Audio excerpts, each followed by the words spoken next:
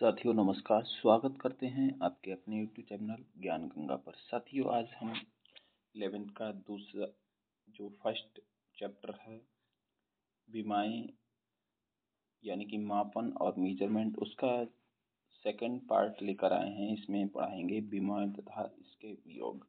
विमाएँ इसके क्या उपयोग हैं और इन विमाओं को कैसे याद करना है, बारी बारी से इसके बारे में चर्चा करेंगे। साथियों विमाएँ निकालने के लिए सबसे पहले तो इसको देख लेते हैं कि जो भौतिक राशियाँ होती हैं उनकी एक अलग अलग विमाएँ होती हैं। उन विमाओं को निकालने के लिए हमें सर्वप्रथम क्या करना है, इसके लिए हमें सर्वप्रथम तो जो मूल राशियाँ होती हैं उन्हीं के क्या नाम है, उन्हीं के जो संकेताक्षर हैं उनसे इस विमा को समझेंगे। जैसे मैंने कह दिया कि लंबाई क्या होता है, लंबाई। तो लंबाई जो है उसको विमा के रूप में लिखेंगे तो क्या होता है, मीटर होता है। तो यहाँ पर उससे याद रखना है कि कैपिटल एम से इस विमा को लिखा जाएगा। लंबाई को किससे, लंबाई को एल से, लेंथ, ठीक है। लंबाई को किससे लिखा जाएगा, एल से। द्रव्यमान, द्रव्यमान यानी कि मास होता है तो मास का क्या हो जाएगा, एम, ठीक है, कैपिटल एम। और ये बड़ा ब्रैकेट लगाना ही लगाना है। अगर इसकी दो घातें हैं मतलब द्रव्यमान का स्क्वायर है, किलोग्राम का स्क्वायर है, तो उसकी दो घात हो जाएगी, एक घात है तो एक घात। फिलहाल तो इसको अभी तो यही समझना है कि द्रव्यमान आएगा तो उसकी जगह पे कैपिटल एम लिखना पड़ेगा हमें। लंबाई आएगी तो उसकी जगह पे एल, कैपिटल एल लिखना पड़ेगा। उसके बाद आ जाता है कि लंबाई हो गया, द्रव्यमान हो गया, समय हो गया। ये तीन जो सिंबल हैं इनको याद ही रखना। ये तो बीमा में अधिकतर यूज ही होते हैं। तो समय को टी, टाइम होता है यानी कि कैपिटल टी, ठीक है। उसके बाद देख लेते हैं हम, उसके बाद आ जाता है कि वैद्युत धारा, क्या हो जाता है, वैद्युत धारा। तो इसको हम कैपिटल ए से लिखते हैं, किससे, कैपिटल ए से। और एक आता था ताप, ताप, तो इसका होता है केल्विन, इसको कैपिटल के से लिखते हैं। या इसको और लिख सकते हैं थीटा से, ठीक है। या फिर टी से भी लिख देते हैं, टी से नहीं, टी को समय से लिखते हैं, थीटा या के हम लिख सकते हैं, ठीक है।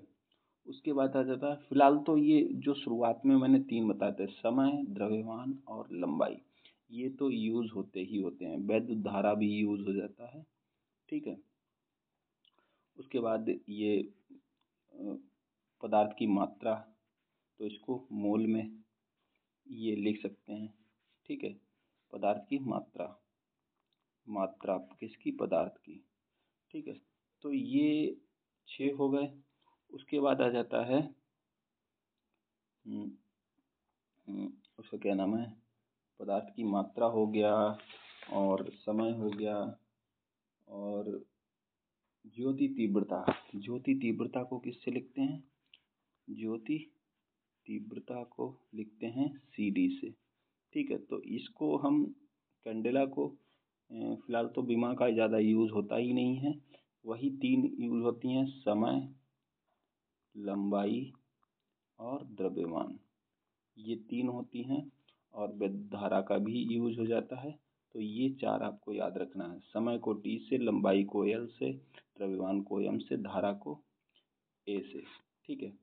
उसके बाद हम देख लेते हैं एक एक करके बीमाएँ, ठीक है। अब बीमाएँ देख लेते हैं। बीमाएँ सबसे पहले तो हम देख लेते हैं कि क्षेत्रफल। क्षेत्रफल क्या होता है, क्षेत्रफल होता है लंबाई गुणा चौड़ाई। क्या होता है, लंबाई गुणा चौड़ाई। तो लंबाई को किससे, लंबाई यानी कि लेंथ होती है, ये भी लेंथ है, चौड़ाई ये भी दूरी है, ठीक है। तो यल लेंथ, तो यल का कितना है, यल की घात कितनी हो गई, यल गुणा यल, एल की घात 2। तो ये क्षेत्रफल की क्या है विमा, क्षेत्रफल की विमा क्या होती है एल स्क्वायर, ये याद, ठीक है। तो ऐसे हम इसको निकालते हैं, याद भी रखना है इसको, क्योंकि हमेशा ऐसे निकालते रहेंगे तो जब क्रिटिकल कंडीशन होती है, पहली बात तो जब निकालेंगे तो हमको ये चीज़ें जो रिवीजन करते रहेंगे तो याद ही हो जाएंगी। फिर उसके आ जाता है आयतन, आयतन यानी कि वॉल्यूम।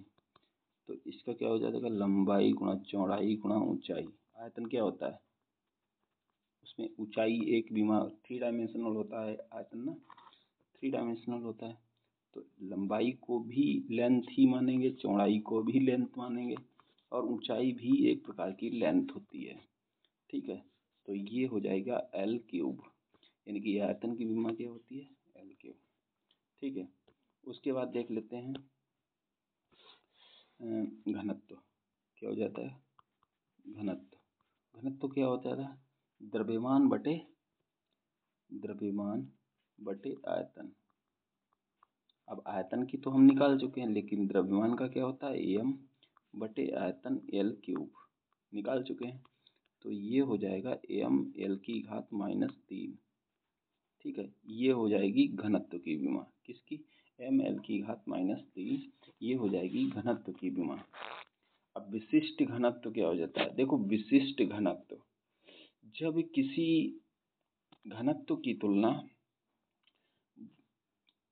किसी वस्तु के घनत्व की तुलना जल के घनत्व से की जाती है, जो कि 4 डिग्री सेल्सियस पर होता है, ठीक है। तो विशिष्ट घनत्व, इसको याद रखना है, ये एक प्रकार का अनुपात होता है। जब भी किसी एक चीज का अनुपात दिया जाता है तो उसकी विमा कोई भी नहीं होती है, विमाहीन होता है। जैसे वस्तु का घनत्व बटे पानी का घनत्व। तो यहाँ पर क्या की गई है, तुलना की गई है पानी के घनत्व से वस्तु के घनत्व की। तो ये अनुपात है किसी एक ही राशि का, दोनों घनत्व ही हैं, घनत्व से घनत्व कैंसिल हो जाएगा, तो क्या बचेगा, एम की पावर 0, एल की मतलब ना तो द्रव्यमान है ना तो समय है ना तो, ठीक है। तो इसको हम विमाहीन कह देंगे, क्या हो जाएगा विमाहीन, इसकी कोई विमा नहीं है, ये डायमेंशन नहीं है, ठीक है। इसको इंग्लिश में क्या कहते हैं, डायमेंशन। तो उसके बाद आ जाते हैं चाल।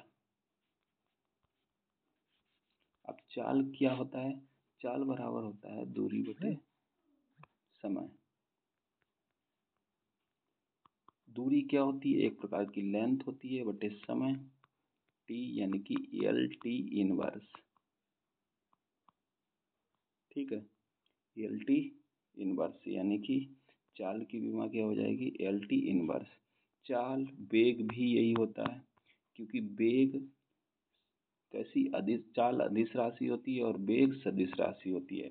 वेग बराबर होता है विस्थापन बटे समय, क्या होता है विस्थापन बटे समय। विस्थापन में दिशा का ध्यान रखा जाता है, दूरी में दिशा का ध्यान नहीं रखा जाता है। विस्थापन 0 भी हो सकता है, लेकिन दूरी जो है वो कभी 0 नहीं हो सकती है। अगर कोई दूरी तय की गई है तो उसमें 0 का कोई अस्तित्व नहीं है, ठीक है। उसके बाद देख लेते हैं वेग प्रवणता। वेग प्रवणता, वेग प्रवणता, तो वेग परिवर्तन बटे दूरी, क्या हो जाएगा वेग परिवर्तन बटे दूरी। अब एल टी इनवर्स बटे एल, तो यानी कि ये हो जाएगा टी इनवर्स, ठीक है। वेग प्रवणता क्या हो जाएगी टी इनवर्स, यानी कि 1/t, ये हो जाएगा आवृत्ति के बराबर। आवृत्ति की विमा भी यही होती है, संवेग। अच्छा एक त्वरण हो गया, त्वरण क्या होता है, त्वरण ये हो जाता है, जैसे दूरी परिवर्तन की दर को क्या कहते हैं, वेग कहते हैं, विस्थापन बटे समय, ठीक है। वैसे ही वेग परिवर्तन की दर को क्या कहते हैं? वेग परिवर्तन की दर को, दर जहाँ पे दर आ जाता है वहाँ पे यानी कि समय अंतराल या समय, ठीक है। वेग परिवर्तन की दर को, तो वेग एल टी इनवर्स बटे समय, तो ये हो जाएगा एल टी माइनस टू, ये हो जाएगा त्वरण एल टी माइनस टू, ठीक है। गुरुत्वीय त्वरण भी, जो भी त्वरण है, चाहे गुरुत्वीय त्वरण हो, गुरुत्वीय त्वरण, ठीक है, चाहे कोई भी गुरुत्वाकर्षण जो भी त्वरण हो, ठीक है, वो सभी क्या हो जाएंगे?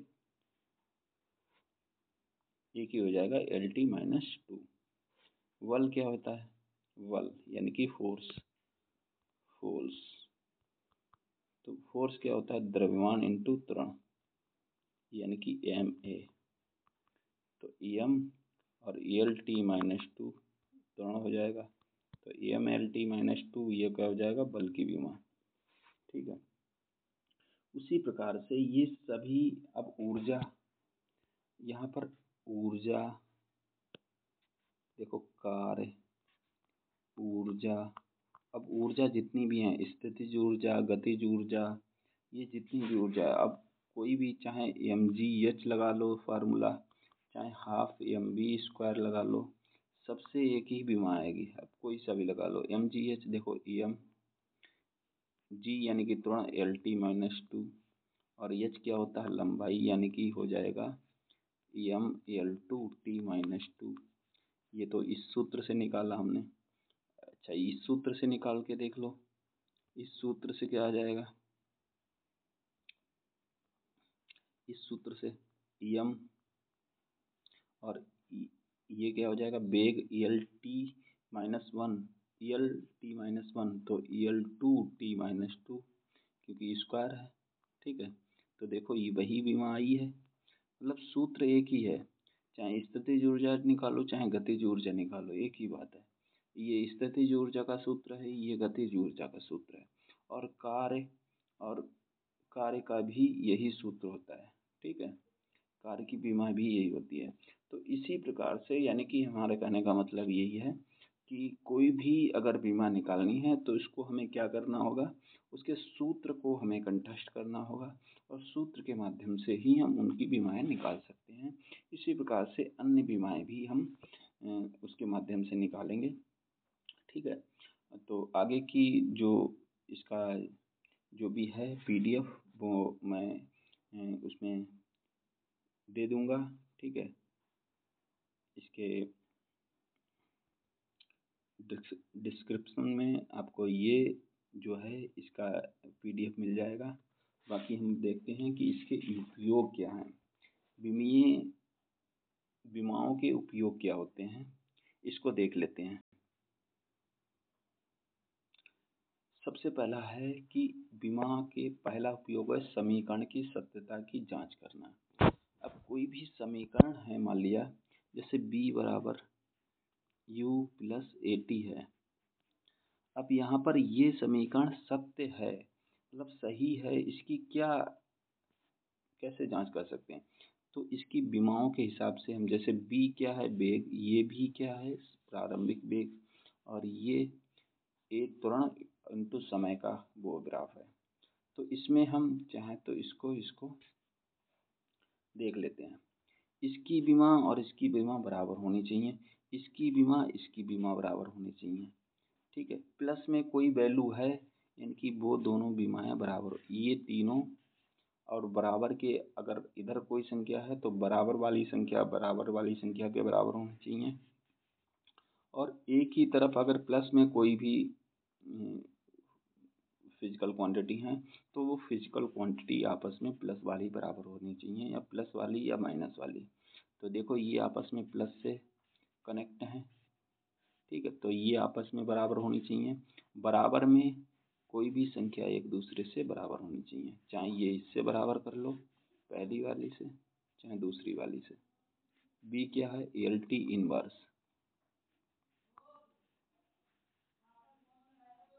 और वेग, प्रारंभिक वेग एल टी इनवर्स।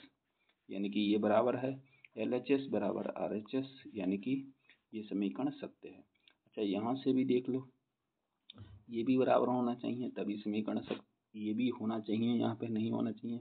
तो ये तो LT इनवर्स हो गया, क्या ये LT इनवर्स है? तो EL तुरंत क्या हो जाएगा, LT - 2 इंटू T। अब T से एक T कैंसिल हो जाएगा, तो LT इनवर्स, यानी कि ये भी बराबर है। ठीक है, तो यहाँ पर भी LHS बराबर RHS, यानी कि ये भी समीकरण सत्य है। तो यहाँ से क्या हम ज्ञात कर सकते हैं कि समीकरण की सत्यता की जांच कर सकते हैं। उसके बाद देख लेते हैं हम आगे, एक पद्धति की मात्रा को दूसरी पद्धति में बदलना। ठीक है, तो यहाँ पर एक पद्धति की मात्रा को दूसरी पद्धति में बदलने के लिए हम इसका उपयोग करते हैं। जैसे मैंने कह दिया कि किसी का वेग कितना है, 4 मीटर प्रति सेकंड है। अब इसको हम, ये है MKS पद्धति में, ठीक है। अब इसको CGS पद्धति में बदलना है, तो 4 गुणा, अब इसको मीटर को किस में बदलना है, हमें CGS में बदलना है, तो मीटर को किस में बदलेंगे, सेंटीमीटर में। अब मीटर को सेंटीमीटर बदलेंगे तो किससे गुणा करनी पड़ेगी, 100 से। 100 सेंटीमीटर बटे समय तो सभी पद्धतियों में समान ही होता है, तो समय को ऐसे सेंटीमीटर प्रति सेकंड, तो ये हो जाएगा 400 सेंटीमीटर प्रति सेकंड। ये वेग किस में था, MKS पद्धति में 4 मीटर प्रति सेकंड, उसी के बराबर ये है CGS पद्धति में 400 सेंटीमीटर प्रति सेकंड। ठीक है, तो ये एक पद्धति की मात्रा को दूसरी पद्धति में बदलना, ये हो जाता है। फिलहाल तो इसका जो विधिवत, जो कि यूपी बोर्ड में या इलाहाबाद बोर्ड में इसका विस्तृत अगर क्वेश्चन आता है तो इसको एक उसके माध्यम से पर्टिकुलरली इसको हल करना पड़ता है, अगर 4 से 5 नंबर में क्वेश्चन आता है।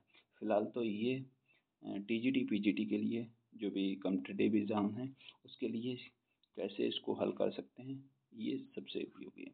ठीक है, तो फिलहाल तो उपयोग इसके आते हैं कि कौन से क्या क्या उपयोग होते हैं। तो दूसरा उपयोग इसका ये हो गया कि एक पद्धति की मात्रा को दूसरी पद्धति में बदलना। उसके बाद हो जाता है विभिन्न भौतिक राशियों में संबंध स्थापित करना। अब इसमें संबंध कैसे स्थापित कर सकते हैं, जैसे मैंने कह दिया कि कोई भी जो है, इसका क्या नाम है, एक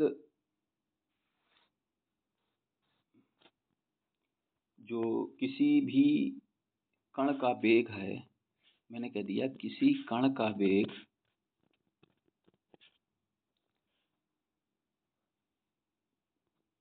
उसके द्वारा तय की गई दूरी और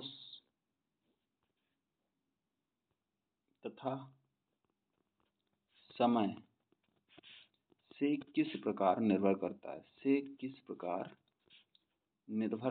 है।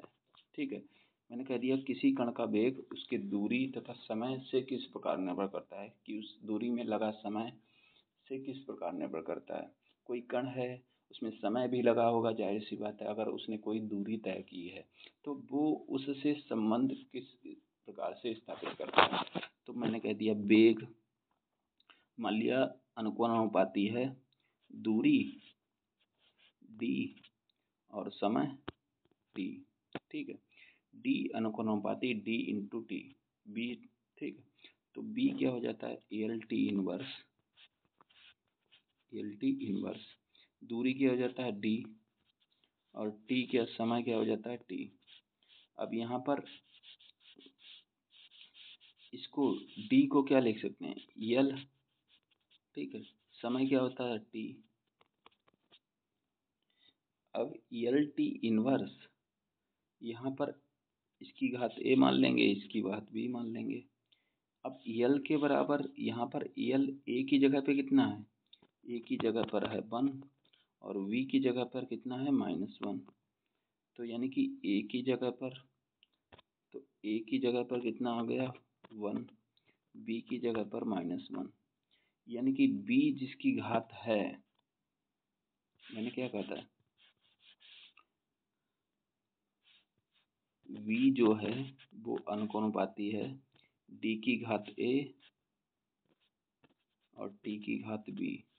अब यहाँ पर a और b के मान क्या निकले, a का मान निकला है 1, तो b a का मान 1 और t का मान -1, यानी कि b बराबर हो जाएगा d/t, यानी कि दूरी बटे समय। देखो यही सूत्र होता है, वेग बराबर चाल दूरी बटे समय, वेग बराबर ये चाल बराबर दूरी बटे समय, यही सूत्र होता है। देखो इस तरीके से हमने उस भौतिक राशि पर जो संबंध है वो स्थापित कर लिया। ठीक है, उसके बाद आ जाते हैं इसकी सीमाओं पर कि इसकी सीमाएं क्या होती हैं। तो इसकी सीमाएं क्या होती हैं कि इससे नियतांक नहीं निकाल सकते हैं, कोई भी नियतांक इससे हम नहीं निकाल सकते हैं। 3 से अधिक राशियों पर अगर कोई राशि निर्भर करती है तो उसका मान भी हम उसको भी नहीं निकाल सकते हैं। इसमें त्रिकोणमितीय या एक्सपोनेंशियल या जो घातांकीय होती हैं आदि वाली समीकरण का विश्लेषण हम इन विमाओं से नहीं कर सकते। ठीक है, तो इसी के साथ हम अपनी वीडियो को समाप्त करते हैं। साथियों, अगर जानकारी अच्छी लगी हो प्लीज़, अगर वीडियो समझ आई हो तो इस वीडियो को लाइक करें, और अगर आपका इससे थोड़ा बहुत इस चर्चा से अगर थोड़ा बहुत हेल्प हुआ है तो प्लीज़ वीडियो को लाइक करें और चैनल को सब्सक्राइब ज़रूर करें ताकि आने वाली वीडियो आपको मिलती रहे। नमस्कार, जय हिंद, वंदे मातरम।